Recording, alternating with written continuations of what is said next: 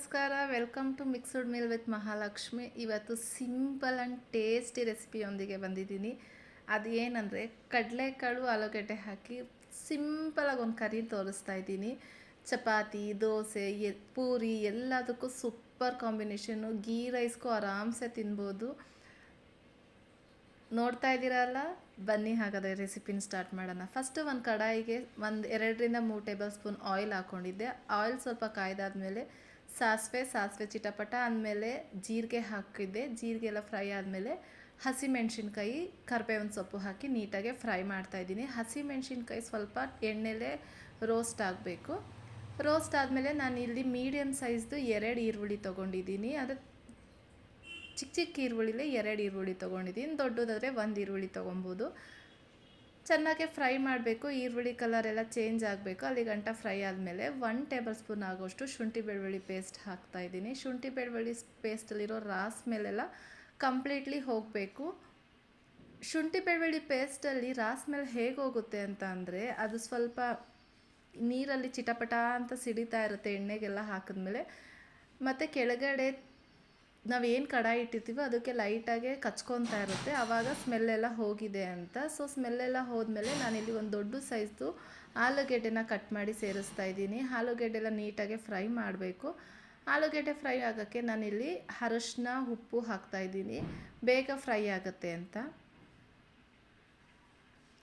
ನಾವು ಏನೇ ಒಂದು ಕರಿ ಮಾಡಬೇಕಾದ್ರೂ ಒಂದೊಂದು ಐಟಮು ಹಾಕಿ ನೀಟಾಗಿ ನಿಧಾನಕ್ಕೆ ಲೋ ಫ್ಲೇಮಲ್ಲೇ ಫ್ರೈ ಮಾಡ್ತಾ ಹೋಗ್ತಾಯಿದ್ರೆ ಆ ಸ್ಮೆಲ್ಲು, ಸುವಾಸನೆ ಘಮ ಘಮ ಘಮ ಅಂತ ಬರ್ತಾ ಇರುತ್ತೆ.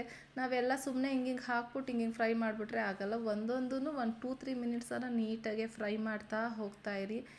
ಎಷ್ಟು ಚೆನ್ನಾಗಿರುತ್ತೆ ಗೊತ್ತಾ. ಇದನ್ನು ಯಾರು ಬೇಕಾದ್ರೂ ಟ್ರೈ ಮಾಡ್ಬೋದು. ಯಾವುದೇ ಥರ ಮಸಾಲೆ ರುಬ್ಬೋದು ಏನೂ ಇರಲ್ಲ. ಸಿಂಪಲಾಗೆ ಬ್ಯಾಚುಲರ್ಸ್ ಎಲ್ಲ ಮಾಡ್ಬೋದು.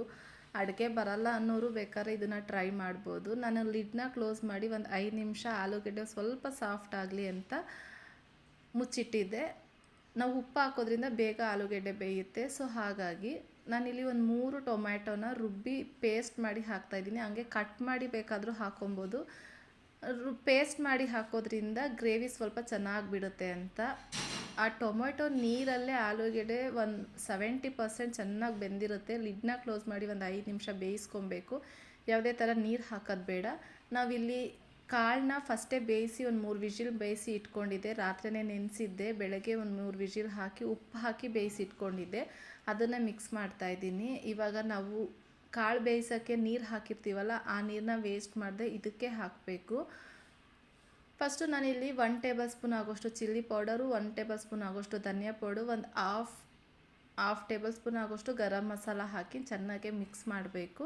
ಮಿಕ್ಸ್ ಆದಮೇಲೆ ನಾನು ಹೇಳ್ದಂಗೆ ಕಾಳು ಬೇಯಿಸಿಟ್ಟಿರೋ ಅಂತಹ 1 ಗ್ಲಾಸ್ ನೀರು ಹಾಕ್ತಾಯಿದ್ದೀನಿ ಅಷ್ಟೇ. ನಿಮ್ಮ ಗ್ರೇವಿ ಕನ್ಸಿಸ್ಟೆನ್ಸಿ ನೋಡಿ ನೀವು ನೀರನ್ನ ಆ್ಯಡ್ ಮಾಡ್ಕೊಬೋದು.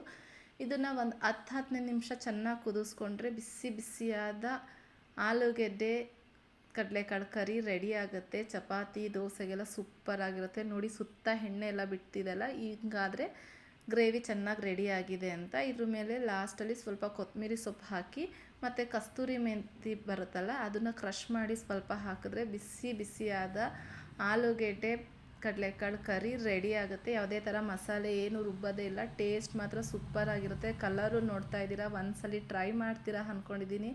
ಐ ಹೋಪ್ ಈ ವಿಡಿಯೋ ಎಲ್ರಿಗೂ ಇಷ್ಟ ಆಗಿದೆ ಅಂದ್ಕೊತಾ ಇದ್ದೀನಿ. ಇಷ್ಟ ಆದರೆ ದಯವಿಟ್ಟು ಲೈಕ್ ಮಾಡಿ, ಶೇರ್ ಮಾಡಿ, ಕಮೆಂಟ್ ಮಾಡಿ. ಸಬ್ಸ್ಕ್ರೈಬ್ ಆಗಿಲ್ಲ ಅಂದರೆ ಪ್ಲೀಸ್ ನನ್ನ ಚಾನಲ್ನ ಸಬ್ಸ್ಕ್ರೈಬ್ ಮಾಡಿಕೊಂಡು ಇದೇ ಥರ ಸಪೋರ್ಟ್ ಮಾಡಿ.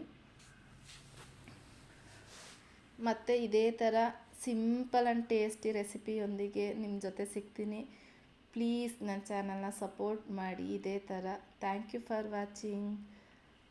ಡಯಟ್ ಮಾಡೋರು ಆರಾಮಾಗಿ ಇದನ್ನು ತೊಗೊಂಡು ಒಂದು ಸ್ವಲ್ಪ ಕುಕ್ಕುಂಬರ್ ತೊಗೊಂಡು ನಾನು ಎಣ್ಣೆನ ಹಾಕದೆ ತೊಗೊಂಡ್ರೆ ನಿಮ್ಮದು ಮೀಲು ಕರೆಕ್ಟ್ ಆಗುತ್ತೆ.